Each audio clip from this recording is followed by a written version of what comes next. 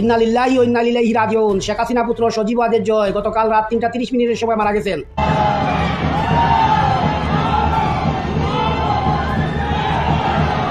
মাননীয় স্বরাষ্ট্রমন্ত্রী সেই ইন্ডিয়াতে প্রবাসী জীবন যাপন করতে হয়েছে বাধ্য হয়ে, তবে সকলের তো তার মতো রাজকপাল না। তিনি ফিরে এসেছিলেন, বিরচিত সম্বর্ধনা পেয়েছিলেন, আবার তিনি এস আলমের গাড়িতে চড়ে সম্বর্ধনা নিয়েছিলেন। নিন্দুকেরা বলে সেজন্য গতকালকে তিনি এস আলমের নাম দেননি।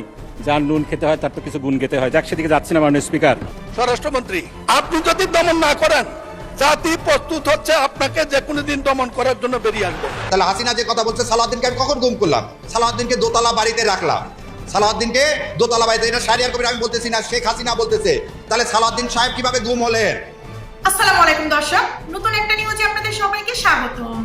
ভিডিও শুরুতে অনেকগুলো ভিডিওর অংশ বিশেষ ইতিমধ্যে দেখে নিয়েছেন, দেখেই বুঝতে পেরেছেন ভিডিওটি কতটুকু গুরুত্বপূর্ণ ও আকর্ষণীয় হতে চলেছে। তাই না টেনে সম্পূর্ণ ভিডিওটি দেখে আসুন, তাহলেই বুঝতে পারবেন বর্তমান বাংলাদেশের রাজনৈতিক প্রেক্ষাপট সম্পর্কে জানা অজানা অনেক রকমের তথ্য। তাই একটা লাইক দিয়ে পুরো ভিডিওটি দেখে আসুন। ইন্না লিল্লাহি ওয়া ইন্না ইলাইহি রাজিউন। শেখ হাসিনা পুত্র সজীব ওয়াজেদ জয় গতকাল রাত ৩টা ৩০ মিনিটের সময় মারা গেছেন। আমেরিকার বিভিন্ন electronics media, print media, BBC, voice of America এবং আল জাজিরা, CNN বরাত দিয়ে জানানো যায় তিনি অতিরিক্ত মদ্যপানের কারণে অকাল মৃত্যু বরণ করেছেন। বিভিন্ন খবরের সূত্র ধরে জানা যায় তিনি গভীর রাতে আমেরিকার একটা বারে অতিরিক্ত মদ্যপান এবং নারীঘটিত কারণে হঠাৎ অজ্ঞান হয়ে পড়েন। তিনি যখন জ্ঞান হারিয়ে ফেলেন তখন স্থানীয় লোকজন এবং বাড়ির সমস্ত লোকজন মিলে তাকে স্থানীয় একটা ক্লিনিকে যখন ভর্তি করে কর্তব্যরত পুলিশ তাকে মৃত ঘোষণা করে। তার লাশ আগামীকাল ৪টা ৪০ মিনিটের সময় শাহজালাল আন্তর্জাতিক বিমানবন্দরে আনা হবে। আমেরিকার একটা ফ্লাইটে, আমেরিকার একটা এয়ারবাসের মাধ্যমে তাকে বাংলাদেশে আনা হবে। এদিকে বাংলাদেশের সুশীল সমাজ, বুদ্ধিজীবী, জুলাই যোদ্ধারা, বিএনপি, এনসিপি এবং জামাত সহ সকল বিপ্লবী সবাই ৫ আগস্টের বিপ্লবী বাঙালি জনগণ এক বাক্যে একটা বিবৃতিতে জানায় যে শেখ মুজিবের কোনো সন্তান, শেখ মুজিবের কুসন্তান, শেখ মুজিবের কুলাঙ্গার সেই সজীব ওয়াজেদ জয়কে বাংলাদেশের মাটিতে এনে দাফন কাফন দেওয়া হবে না। আমরা যত সময় পর্যন্ত জীবিত আছি এই শেখ মুজিবের এই সন্তান শেখ পরিবারকে কেউ বাংলাদেশে আসতে পারবে না। সজীব ওয়াজেদ জয়ের লাশও বাংলাদেশে আসবে না। প্রয়োজন হয় আমরা এই ঢাকা শাহজালাল আন্তর্জাতিক বিমানবন্দর ঘেরাও করব। এবং আওয়ামী লীগের উচ্চস্থানীয় নেতৃবৃন্দ, প্রেসিডিয়াম সদস্য থেকে মুখপাত্র যারা আছেন সবাই সোশ্যাল মিডিয়ার মাধ্যমে, ফেসবুকের মাধ্যমে এবং বিশ্ব মিডিয়ার মাধ্যমে তাদের কর্মী থেকে নিয়ে নেতাকর্মী যারা আছেন সারা বাংলাদেশে সবাইকে এয়ারপোর্ট আসার জন্য আহ্বান জানাচ্ছেন।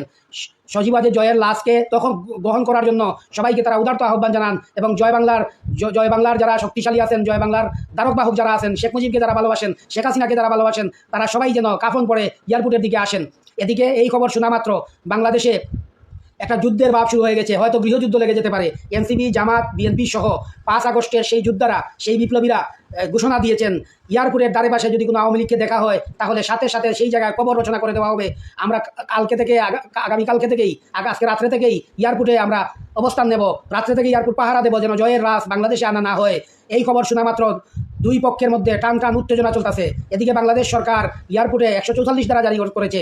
১৪৪ জারি করে বলেছে এয়ারপোর্টের আশেপাশে কোনো লোক যেন আসতে না পারে, সেই জন্য ৩ স্তরের নিরাপত্তা বলয় গঠন করা হয়েছে বন্ধুরা। এরপরে যে খবর হলো সেটা হলো আপনার তার লাশ আনার পরে এই সজীব ওয়াজেদ জয়ের ৩ জায়গায় জানাজার নামাজ পড়া হবে। বায়তুল মুকাররমের দক্ষিণ গেট এবং পার্টি অফিস, গুলিস্তানে আওয়ামী লীগের যে কেন্দ্রীয় পার্টি অফিস আছে এর সামনে দ্বিতীয় জানাজা, ডানমন্দি ৩২-এ তৃতীয় জানাজা হবে। সর্বশেষে তার লাশ টঙ্গিপাড়া নিয়ে যাওয়া হবে। সেই গোপালগঞ্জের টঙ্গিপাড়াতে, এই পীরগঞ্জ টঙ্গিপাড়ায় শেখ মুজিবের, তার বাবা শেখ মুজিবের লাশের পাশে তাকে দাফন করা হবে। এই খবর শোনা মাত্র বাংলাদেশে আওয়ামী লীগের সবাই কান্নায় ভেঙে পড়েন, আকাশ পাতাল বাড়ি হয়ে যায়। তারা ওয়াদা করেন এই সজীব ওয়াজেদ জয়ের লাশকে ধরে তারা নাকি প্রতিজ্ঞা করবেন, শপথ নেবেন, বাংলাদেশে নাকি শেখ হাসিনাকে তারা ফিরিয়ে আনবেন। জীবনের বিনিময় হলেও এই সুখকে শক্তিতে পরিণত করে বাংলাদেশে আবারও আওয়ামী লীগকে ক্ষমতায় আনার জন্য তারা সর্বশক্তি নিয়ে মাঠে নামার জন্য দলীয় নেতাকর্মী, তৃণমূল থেকে শুরু করে সবাইকে উদারত আহ্বান জানিয়েছেন।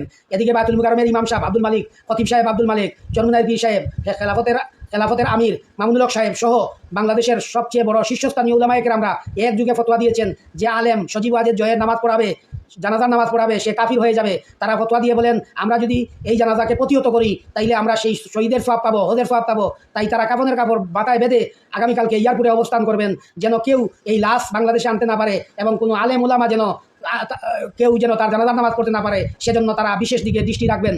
প্রিয় দেশবাসী, এই মুহূর্তে আরেকটি খবর শোনা যাচ্ছে বঙ্গবন্ধু টুকাই লীগ এবং পুলিশ লীগের চুকাই লীগ এবং পুলিশ লীগের সহযোগিতায় ধানমন্ডি 32-এ নাকি একটা কাঙ্গালি বুঝের আয়োজন করবেন। সেই কাঙ্গালি বুঝে বাংলাদেশের 1 কোটি মানুষকে তারা গরু জব করে কাউয়া বিরিয়ানি খাওয়াবেন। সেই কাউয়া বিরিয়ানির দাওয়াত তারা তাদের সেই বাহারুদ্দিন মিসবা এবং আলাউদ্দিন নাসিম ফোনে এবং ফেসবুকে সবাইকে জানিয়ে দিয়েছেন। সবাই যেন যথাসময়ে ধানমন্ডি 32-এ থাকার উদার্ত আহ্বান জানিয়ে বলেন। তারপরে একটা মুনাজাত হবে এবং রুহের মাগফিরাত কামনা হবে এবং সেই শক্তিকে, সেই সুখকে শক্তিতে বলিয়ান হয়ে মুজিব সেনা, মুজিব বাহিনী যারা আছেন, শেখ হাসিনার ভক্ত যারা আছেন, তাদের সবাইকে তিনি ধানমন্ডি 32-এ আসার দাওয়াত দিয়েছেন। এদিকে বাংলাদেশ প্রশাসন 3 স্তরের নিরাপত্তা বলয় করে এয়ারপোর্ট থেকে একেবারে ধানমন্ডি পর্যন্ত নিরাপত্তা বলয় সৃষ্টি করেছেন এবং বাংলাদেশের মানুষকে সতর্ক এবং সজাগ থাকার পরামর্শ দিয়ে বলেন, কেউ যেন এয়ারপোর্টের দিকে না আসেন, কেউ যেন কোনো রাস্তায় এই দিন নামলে যে কোনো ভয়াবহ পরিস্থিতি সৃষ্টি হতে পারে। এরই সঙ্গে আসনাদ আবদুল্লাহ, সার্জি সানক, নাসিরউদ্দিন পটোয়ারি বলেছেন, বাংলাদেশে যত সময় পর্যন্ত আমাদের মতো একজন নাসিরউদ্দিন পটোয়ারি, একজন হাসনাত আবদুল্লাহ জীবিত থাকবে, ততদিন পর্যন্ত শেখ পরিবারের কোনো সদস্য মারা গেলে বা জীবিত বাংলাদেশে আসতে পারবে না। মাননীয় স্বরাষ্ট্রমন্ত্রী সেই ইন্ডিয়াতে প্রবাসী জীবন যাপন করতে হয়েছে বাধ্য হয়ে, তবে সকলের তো তার মতো রাজকপাল না। তিনি ফিরে এসেছিলেন, বিরোচিত সম্বর্ধনা পেয়েছিলেন, আবার তিনি এসালামের গাড়িতে চড়ে সম্বর্ধনা নিয়েছিলেন। নিন্দুকেরা বলে সেজন্য গতকালকে তিনি এসালামের নাম দেননি। যার নুন খেতে হয় তার তো কিছু গুণ খেতে হয়। যাক, সেদিকে যাচ্ছে না মাননীয় স্পিকার। ধন্যবাদ মাননীয় স্পিকার। আলহামদুলিল্লাহ, সাল্লাতু ওয়াসসালামু আলা রাসূলিল্লাহ। মাননীয় স্পিকার, আমার 2001 থেকে 2004 পর্যন্ত সৌদি আরবে পড়াশোনা করার সুযোগ হয়েছিল। সে সময় একবার আপনার সাথে হজ করার সৌভাগ্য হয়েছিল। আমি যে ইউনিভার্সিটিতে পড়াশোনা করতাম সেখানে প্রায় 300-র মতো বাংলাদেশি কাজ করতেন। অধিকাংশই পরিচ্ছন্ন কর্মী ছিলেন। সকলের যেই কাহিনী, ঘটনা, গল্প অনেকটা একই রকম। বাবার জমি বিক্রি করে ঋণ নিয়ে 3-4 লাখ টাকা খরচ করে সৌদি আরবে গিয়েছে। বেতন মাত্র 300 থেকে 400 রিয়াল, বাংলাদেশি টাকায় 5,000 থেকে 8,000 টাকা। এর মধ্যে আবার 100 রিয়াল কেটে রাখা হতো একামা রিনিউ করার জন্য। তারা সেখানে পরিবার পরিজন নিয়ে যাওয়ার সুযোগ পেতেন না। এক রুমে 20-25 জন করে গাদাগাদি করে থাকতেন। তাদের সেই ক্যাম্পগুলো আমার ভ্রমণ করার সুযোগ হয়েছে। দেখেছি সেখানে কীরকম মানবতার জীবনযাপন তারা করেন। আমার 2004 সালে সৌদি আরবের পড়াশোনার জীবন শেষ হয়। এরপরে পেশাগত কারণে, বিভিন্ন কারণে 20 বছরে বহুবার সেখানে যাওয়ার সুযোগ হয়েছে। তাদের ভাগ্যের কোনো পরিবর্তন আমরা দেখিনি। মাননীয় স্পিকার, সেই ভাগ্যবঞ্চিত লোকেরাই আমাদের দেশে প্রতি বছর প্রায় 1.68 বিলিয়ন টাকা রেমিটেন্স হিসাবে পাঠান। এই যে টাকা তারা পাঠাচ্ছেন, আমাদের বিবেকের কাছে প্রশ্ন করা উচিত, সেই তুলনায় কী ধরনের সার্ভিস আমরা তাদেরকে দিচ্ছি। শুধু একটা জিনিসের কথাই যদি বলি, কথা এসেছে পাসপোর্ট রিনিউয়ের বিষয়ে। এ ব্যাপারে আমার একটা বাজে অভিজ্ঞতা আছে। আমার ছোট ভাই গত ফ্যাসিবাদের আমলে মালয়েশিয়ায় পড়াশোনা করতেন। তখন তার পাসপোর্ট বাতিল করা হয়েছিল। সে সময় মালয়েশিয়ায় কয়েকবার যাওয়ার সুযোগ হয়েছে। সেখানকার মালয়েশিয়ান হাই কমিশনে আমি গিয়েছি, দেখেছি সেখানে কীরকম লম্বা লাইন এমআরপি পাসপোর্টের জন্য। এখন পাসপোর্ট হয়েছে, কিন্তু সেই পুরানো সেই ভূত সেটা রয়ে গিয়েছে। এখনও 7-8 মাস লাগে পাসপোর্ট পেতে। জনগণের কান্না, পাসপোর্ট রিনিউ হয় না, ভিসা এক্সপায়ার করে যায়, তারা ইল্লিগাল হয়ে যান। তাদের এত কষ্ট করে, এত ঋণ করে যে বিদেশে গিয়েছেন, সেই বিদেশে তারা ইল্লিগাল হয়ে মানবেতর জীবনযাপন করেন। আমাদের সরকারের টনক নড়ে না। গত মাসে মালয়েশিয়া গিয়েছিলাম, 10-15 বছরে তাদের সেই ভাগ্যের সেই সমস্যার সমাধান এখনো হয়নি। মাননীয় স্পিকার, আমাদের সেই রেমিটেন্স যোদ্ধারা এই পাসপোর্টের অভাবে, যেই পাসপোর্ট আমাদের মৌলিক মানবাধিকার, সেটার অভাবে কীরকম সাফার করেন সেটা অবর্ণনীয়। এটার সমাধান আমাদেরকে করতে হবে। মাননীয় স্পিকার, আমি শুধু না, আমার মতো অনেকে এখানে আছেন যারা প্রবাসী ছিলেন একসময়। আমাদের মাননীয় প্রধানমন্ত্রীও দীর্ঘদিন বিদেশে প্রবাসী জীবনযাপন করতে হয়েছে। মাননীয় স্বরাষ্ট্রমন্ত্রী গুম থেকে ফিরে তাকেও সেই ইন্ডিয়াতে প্রবাসী জীবনযাপন করতে হয়েছে বাধ্য হয়ে, তবে সকলের তো তার মতো রাজকপাল না। তিনি ফিরে এসেছিলেন, বিরোচিত সম্বর্ধনা পেয়েছিলেন, আবার তিনি এসালামের গাড়িতে চড়ে সম্বর্ধনা নিয়েছিলেন। যাক, সেদিকে যাচ্ছি না। নিন্দুকেরা বলে সেজন্য গতকালকে তিনি এসালামের নাম দেননি। যার নুন খেতে হয় তার তো কিছু গুণ খেতে হয়। যাক, সেদিকে যাচ্ছি না। মাননীয় স্পিকার, আমাদের প্রত্যেকটা যে মিশন রয়েছে সেখানে আমাদের একটি শাখা রয়েছে যেখানে আইনগত সেবা দেওয়া হয়। বিভিন্ন সমস্যা যেগুলো রয়েছে, যারা শ্রমিক রয়েছেন তাদের সমস্যা সমাধান করার জন্য একটি শাখা রয়েছে, কিন্তু সেটা শুধু নাম সর্বস্ব শাখা। আমাদের শ্রমিকেরা বিদেশে অতিরিক্ত কর্মঘণ্টা পালন করছে, ঠিকমতো মজুরি পাচ্ছে না, ন্যূনতম মজুরি পাচ্ছে না, কর্মক্ষেত্রে নির্যাতনের শিকার হচ্ছে। আমাদের সেই শাখাগুলো কোনো ব্যবস্থা নিতে পারছে না। আমার যেটা প্রস্তাব হবে, প্রত্যেকটি বৈদেশিক শাখায় একজন করে আইনজীবী নিযুক্ত করা হোক। যদি বাংলাদেশের আইনজীবীদের সমস্যা সমাধান করা সম্ভব না হয়, স্থানীয় আইনজীবীদের প্যানেল করা হোক, তারা এই সমস্যাগুলোর সমাধান করবেন, এই সমস্যাগুলো দেখবেন। মাননীয় স্পিকার, নারী শ্রমিকদের ব্যাপারে বলতেই হয়, গত 8 বছরে 800 নারী শ্রমিকের লাশ ফেরত এসেছে। 70,000 নারী শ্রমিক নির্যাতিত হয়ে দেশে ফিরে এসেছেন। আমরা আইনগত কি ব্যবস্থা নিতে পেরেছি? মাননীয় স্পিকার, গত কয়েকদিন আগে আমেরিকাতে এক পড়াশ পড়তে যাওয়া দম্পতি, তাদেরকে নৃশংসভাবে খুন করা হয়েছে। তাদের লাশ দেশে ফেরত এসেছে, এজন্য সরকার উদ্যোগ নিয়েছে, এজন্য ধন্যবাদ জানাতে চাই। কিন্তু সেই পরিবারটিকে সেই সিভিল এবং ক্রিমিনাল রেমিডির জন্য কি ব্যবস্থা নেওয়া হয়েছে, এই বিষয়টি আমি প্রবাস কল্যাণ মন্ত্রণালয়ের যিনি দায়িত্বপ্রাপ্ত আছেন তাদের কাছ থেকে জানতে চাই। মাননীয় স্পিকার, গত কয়েক বছরে 2012 থেকে 2025 সাল পর্যন্ত প্রায় 6,000 রিপোর্টেড পাচার হয়েছে বাংলাদেশ থেকে, নারী পাচার হয়েছে। এটা আনরিপোর্টেড আরও বেশি থাকার কথা। এই নারী পাচার রোধে, মানব পাচার রোধে, এই মডার্ন স্লেভারির যে বিষয়টা রয়েছে, এই বিষয়ে আমরা কি করছি এটা আমাদের ভেবে দেখা দরকার। মাননীয় স্পিকার, আমি এরপরে দীর্ঘদিন যুক্তরাজ্যে ছিলাম, যে যুক্তরাজ্যে আমাদের দেশের প্রায় 5 থেকে 7 লক্ষ লোক বাস করে। আমার এক মুরব্বী ঠাট্টা করে বলতেন, তোমরা যারা ইউরোপের উন্নত দেশে থাকো, আমেরিকাতে থাকো, তোমরা প্রবাসী না, তোমরা নিবাসী, কারণ তোমরা তো দেশে ফিরে আসবে না, সেটাকেই তোমরা তোমাদের দেশ মনে করো। মাননীয় স্পিকার, আমি ফিরে এসেছি। আমার মতো অনেকেই ফিরে আসতে চায়, কিন্তু তারা ফিরে আসতে ভয় পায়। আমাদেরকে চিহ্নিত করতে হবে, এই ভয় শুধু জানের ভয় না, এই ভয় সম্মানের ভয়, এই ভয় ভালোভাবে বেঁচে থাকতে পারবে কিনা সেই ভয়। আমাদের যে দেশ থেকে যে ব্রেন ড্রেন হয়ে যাচ্ছে পাশ্চাত্য বিশ্বে, এটার কারণ কি? প্রথম জেনারেশন তাদের দেশে ফেরার একটা স্বপ্ন থাকে, দ্বিতীয় জেনারেশন কেন বাংলাদেশকে নিজেদের দেশ বলতে লজ্জা পায়। আমরা দেখেছি, আমি নাম নিতে চাই না, আমাদের একজন দ্বিতীয় জেনারেশনের প্রবাসী কিংবা নিবাসী পার্শ্ববর্তী একটি দেশে বিলিয়ন ডলার তিনি ইনভেস্ট করছেন, আমাদের দেশকে কেন বেছে নিচ্ছেন না, সেটা আমাদেরকে ভেবে দেখতে হবে। মাননীয় স্পিকার, সেজন্য আমি যেটা প্রস্তাব করতে চাই, এই বিষয়টাকে টপ প্রায়োরিটি ধরে একটি সংসদীয় টাস্কফোর্স গঠন করা হোক। প্রবাসীদের সমস্যার সমাধান আরও একটা রয়েছে, আমি খুব সংক্ষেপে যেটা বলতে চাই, দীর্ঘদিন প্রবাসী থেকে যখন তারা দেশে ফিরে আসেন, তারা যেহেতু দীর্ঘদিন প্রবাসে থাকেন, এখানের সমাজে তাদের ইন্টিগ্রেশনের সমস্যা হয়, অর্থনৈতিক পুনর্বাসনের সমস্যা হয়, এই সমস্যার সমাধানের জন্য আমাদেরকে ব্যবস্থা নিতে হবে। সকল কিছুর জন্য আমার যেটা প্রস্তাব, একটি সংসদীয় টাস্কফোর্স গঠন করা হোক, এক্সপার্টদের সমন্বয়ে, সংসদের সমন্বয়ে, সংসদ সদস্যদের সমন্বয়ে, এবং বিষয়টিকে অত্যন্ত গুরুত্বের সাথে বিবেচনা করে কার্যকর পদক্ষেপ নিয়ে আমাদেরকে বিদেশে যেই ব্রেন ড্রেন হচ্ছে এবং বিদেশে রেমিটেন্সটাকে আরও ইনহ্যান্স করার জন্য একটি কার্যকর ব্যবস্থা গ্রহণ করার জন্য এই সংসদকে আহ্বান জানিয়ে আমার বক্তব্য। বাংলাদেশের বিরুদ্ধে বিরাট ঘটনা ঘটছে, অথচ জামাত দীর্ঘদিন এই বিষয়ে অবজার্ভ করেছে, কিছু বলেনি।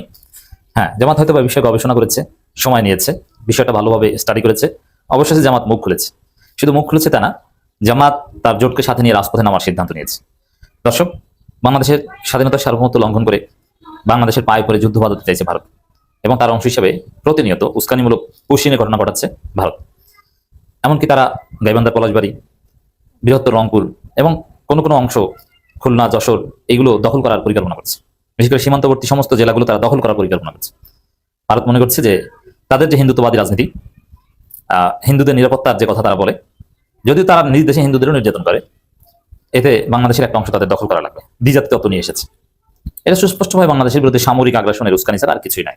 যদিও বাংলাদেশের একজন প্রধানমন্ত্রীর তথ্য উপদেষ্টা, এক ছাত্র ইউনিয়ন এবং নাস্তিক ডাক্তার জাহেদ, এগুলোকে কিভাবে কোন যুক্তিতে যে উপদেষ্টা বানিয়েছে, বিএনপির কত ত্যাগী নেতা আছে, এই জাহেদের মতো ইউটিউবার ফটকাবাজ, এদেরকে বানিয়েছে প্রধানমন্ত্রী উপদেষ্টা।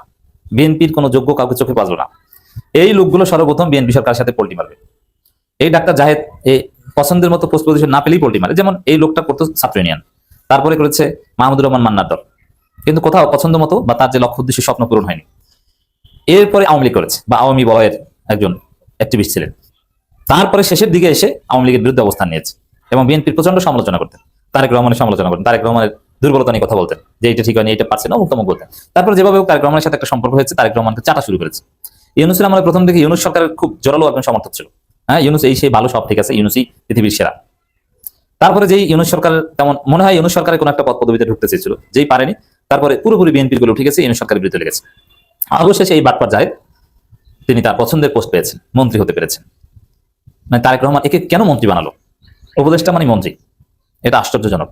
এই লোক, এই যে এতক্ষণ যে বললাম, পুরোটা পোল্টি মারার ইতিহাস।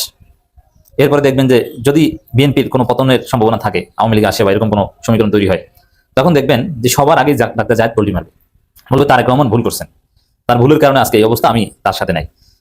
বাংলাদেশের রাজনীতিতে ব্যালেন্স আপ করার জন্য সাবেক মাননীয় প্রধানমন্ত্রী জননেত্রী শেখ হাসিনাকে দরকার, এই ডাক্তার জাহেদ এটা বলবেন, লিখে রাখেন। এই চাটুকার, বাটপার এবং অর্ধজ্ঞানী, এই বিশাল চুল রেখে জ্ঞানী জ্ঞানী ভাবলে আসলে ভাষা জ্ঞান, এ ভাব নেয় যে তিনি ফরেন পলিসি বুঝেন, জিও পলিটিক্স বুঝেন, অথচ জিও পলিটিক্স মানে কি এটাই সে বলতে পারবে না। ইভিনিং মাস্টার্স করেছে আন্তর্জাতিক সম্পর্কে, তো ইভিনিং মাস্টার্সে কি পড়ানো আরোগুলো তো আমরা পড়াই, আমরা তো জানি। ভাবনায় বিশাল জ্ঞানী, আসলে কিছুই না, না পারে ডাক্তারি, না পারে ফরেন পলিসি, তো তারই শুধু চাপাবাজি। এই ডাক্তার জাহেদ নাকি বলছেন, আমি তার বক্তব্য সরাসরি শুনিনি, অনেকে আমার কাছে পাঠিয়েছেন, যে ভারতের যে পুশিন এটা পরিকল্পিত বা উস্কানিমূলক নয়, মানে এটা ইনোসেন্ট পুশিন, এটা তেমন কোনো সমস্যা না, এরকম একটা বার্তা দেওয়ার চেষ্টা করছে। অথচ স্বরাষ্ট্রমন্ত্রী থেকে শুরু করে অন্যান্য সমস্ত মন্ত্রণালয় সোচ্চার যে এই পুশিন এটা সামরিক আগ্রাসনের ইঙ্গিত, পায়ে পড়ে ঝামেলা বাঁধানোর, মারামারি বাঁধানোর একটা আলামত। তো এই জায়গায় সবচাইতে দায়িত্বশীল বিরোধী দল জামাত ইসলামের দায়িত্বশীল ভূমিকা অত্যন্ত জরুরি। পুশিনের ঘটনা অনেকদিন যাবতই ঘটছে, উত্তেজনা চলছে, গ্রামবাসী ঠেকিয়ে দিচ্ছে, এমনকি জামাত শিবিরের লোকজনও পুশিন ঠেকিয়ে দিচ্ছে, বিজেপিকে হেল্প করছে, বিএসএফকে ধাওয়া দিচ্ছে। কিন্তু জামাতের বিষয়ে কয়েকদিন কিছু বলেনি, অবজার্ভ করেছে। আমি মনে করি যে আরো আগে বলা উচিত ছিল। নাসিরউদ্দিন পাটোয়ারিদের ভূমিকা সন্তোষজনক, তারা সীমান্তে গিয়েছে, হুঙ্কার গর্জন দিয়েছে, তো জামাত একটা বিবৃতিও তো দিতে পারতো, বাট টু লেট বিবৃতি। এটা জামাতের সামগ্রিক নীতি আদর্শের সমস্যা নয়, এটা জামাতের প্রেস উইং এর মারাত্মক দুর্বলতা। এই প্রেস উইং চেঞ্জ করা উচিত। এই প্রেস উইং ভয়াবহভাবে ব্যর্থ, তারা এগুলো বুঝে না, স্মার্ট না। তো দর্শক, জামাতের এই প্রেস উইং মাঝে মাঝে তারা এরকম ঘটনা ঘটায়, যেমন আমির হামজার পরিবারের উপর শ্বশুর বাড়ি যাওয়ার সময় হামলা করা হয়, কিন্তু এই বিষয়ে জামাত বিবৃতি দিয়েছে প্রায় 72 ঘন্টা পর। এটা কোনো কথা? আরে দর্শক, এতক্ষণ ধৈর্য সহকারে ভিডিওটি দেখার জন্য আপনাদের সবাইকে ধন্যবাদ। আশা করি সম্পূর্ণ ভিডিওটি দেখেছেন। ভিডিওটি দেখে আপনারা কি জানলেন, বুঝলেন? অবশ্যই আপনাদের মূল্যবান মতামত আমাদের কমেন্ট বক্সে জানাবেন। আর আমাদের চ্যানেলে নতুন হয়ে থাকলে চ্যানেলটি অবশ্যই সাবস্ক্রাইব করবেন। আর ইতিমধ্যে যারা সাবস্ক্রাইব করেছেন তারা ভিডিওটি শেয়ার করে অন্যদেরকে দেখার সুযোগ করে দিবেন। এরকম নিত্য নতুন গরম গরম নিউজ পেতে আমাদের চ্যানেলের সাথেই যুক্ত থাকুন। আজকে কথা না বাড়িয়ে বিদায় নিচ্ছি। দেখা হবে নতুন কোনো নিউজ নিয়ে ইনশাআল্লাহ। ততক্ষণ পর্যন্ত আমাদের বিডি নিউজ ভিশনের সাথেই থাকুন। আল্লাহ হাফেজ।